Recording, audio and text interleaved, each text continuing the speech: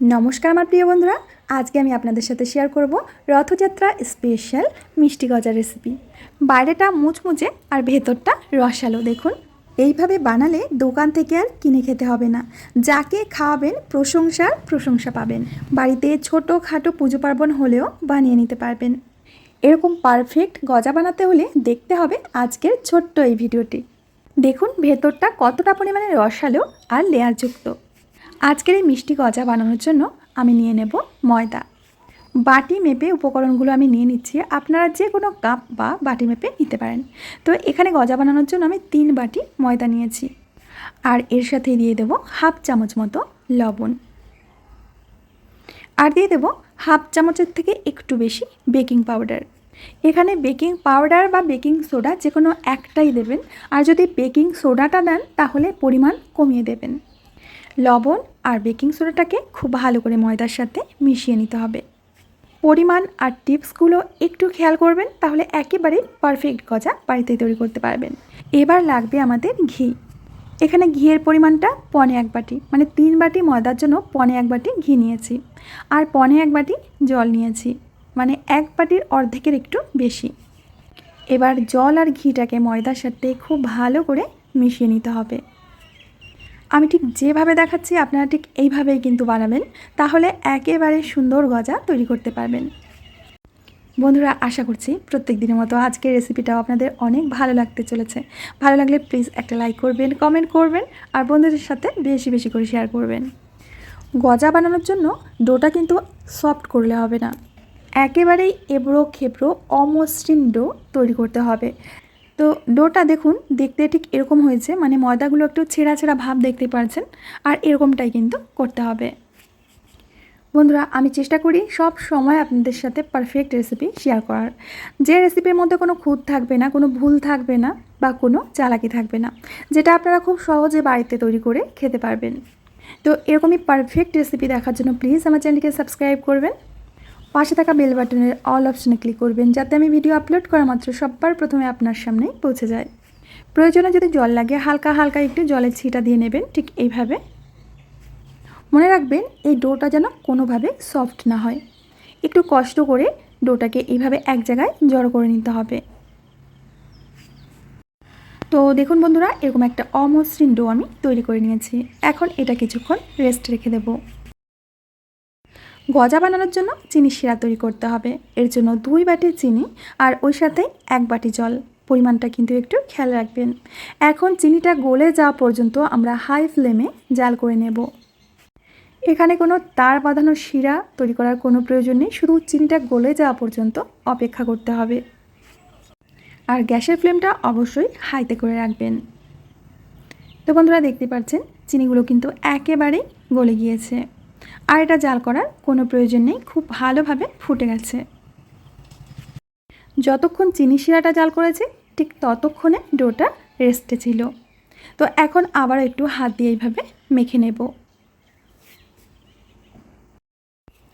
এখন গজাগুলো তৈরি করে নিতে হবে। কিচেন স্ল্যাবের উপরে ডোটা রেখে একটু প্রথমে হাত দিয়ে চেপে চেপে নেব। এইভাবে একটু চ্যাপটা করে নিচ্ছি দেখুন। এরপরে একটা বেলনের সাহায্যে চাপ দিয়ে দিয়ে একটা মোটা রুটি তৈরি করে নিতে হবে। এটা খুব বেশি পাতলা করলে হবে না আর খুব বেশি মোটা করলেও হবে না। মনে রাখবেন গজাটা ভাজার পর কিন্তু ফুলে ডবল হয়ে যাবে, সেই বুঝেই আপনাদের রুটিটা মোটা রাখতে হবে। এবার একটা চাকুর সাহায্যে আমি প্রথমে এইভাবে লম্বা লম্বা করে কেটে নিচ্ছি। আপনারা আপনাদের পছন্দ মতো ছোট বড় লম্বা চৌকো যেভাবে খুশি সেইভাবে গজাটা কেটে নিতে পারেন। তবে আপনাদের ডো মাখা আর যে উপকরণ সেই উপকরণের পরিমাপটা যাতে ঠিকঠাক থাকে, তাহলেই আপনাদের গজা পারফেক্ট তৈরি হবে। তো প্রথমে লম্বা লম্বিভাবে কেটে তারপরে এইভাবে চৌকো চৌকো করে আমি কেটে নিচ্ছি দেখুন। আমার যে বন্ধুরা এই পর্যন্ত ভিডিওটা দেখতে দেখতে চলে এসেছো, তারা প্লিজ ভিডিওতে একটা লাইক দাও। তো বন্ধুরা, তোমরা দেখতেই পাচ্ছ আমি গজাগুলো একটা প্লেটের মধ্যে তুলে নিচ্ছি। আর একটু ছোট ছোট করেই আমি গজাগুলো বানিয়ে নিয়েছি, কারণ এগুলো যখন ভাজবো তখন কিন্তু আরও ফুলে দ্বিগুণ হয়ে যাবে। গজাগুলো ভাজবার জন্য কড়াইতে আমি রিফাইন্ড অয়েল দিয়েছি। তেলের মধ্যে আঙুল ডুবানো যায় ঠিক এরকম হালকা গরম করে নিতে হবে তেলটা। তারপর একে একে গজাগুলো দিয়ে দেব। আর গজা দেওয়াতেই আপনারা দেখতে পাচ্ছেন তেলটা কিন্তু একেবারেই হালকা গরম। গ্যাসের ফ্লেমটাকে লো টু মিডিয়ামে রেখে গজাগুলোকে ভেজে নিতে হবে। কিছুক্ষণ পরে দেখবেন গজাগুলো এরকম তেলের উপরে ভেসে উঠেছে। গজার গায়ে যে ফাটলগুলো আপনারা দেখতে পাচ্ছেন, ঠিক এরকমটা যদি গজাটা হয় তাহলে বুঝবেন যে গজাটা খুব সুন্দর রসালো হবে। প্রায় 5 থেকে 7 মিনিট সময় নিয়ে গজাগুলো আমি উল্টে পাল্টে ক্রিস্পি করে ভেজে নিয়েছি। আর দেখুন গজার কালারটা কিন্তু একেবারে পারফেক্ট হয়ে গেছে। এর থেকে বেশি কিন্তু কালার করার কোনো প্রয়োজন নেই। এখন সমস্ত গজাগুলো তেল থেকে তুলে গরম গরম অবস্থাতেই চিনি শিরার মধ্যে দিয়ে দিতে হবে। একটু নেড়ে চেড়ে দেব। আর চিনি শিরার মধ্যে দেওয়ার পরে দেখবেন গজার কালারটা আরও চেঞ্জ হয়ে যাবে। এবার তোমরা বলতে পারো চিনি শিরার মধ্যে গজাগুলো কতক্ষণ ভিজিয়ে রাখতে হবে। যতক্ষণ না আরও একটা ব্যাচ ভাজা হচ্ছে ঠিক ততক্ষণই চিনি শিরার মধ্যে রাখতে হবে। প্রায় আমি 7 থেকে 8 মিনিট চিনি শিরার মধ্যে গজাগুলো ডুবিয়ে রেখেছিলাম। তো এখন তুলে নিচ্ছি। আর গজাগুলো এখন হালকা থেকে অনেকটা ভারী হয়ে গেছে, মানে রসটা খুব ভালোভাবে টেনে নিয়েছে। আমি যেহেতু অনেকগুলো গজা বানিয়েছি, তো আমি একটা ব্যাচ রসে ভেজাচ্ছি আর একটা ব্যাচ ভেজে নিচ্ছি। তো আরও একটা ব্যাচ আমার ভেজে নেওয়া হয়ে গেছে। এবার আমি রসের মধ্যে ডুবিয়ে নেব। কোনো রেসিপি যদি পারফেক্ট হয় নিজের মনেও কিন্তু ভালো লাগে।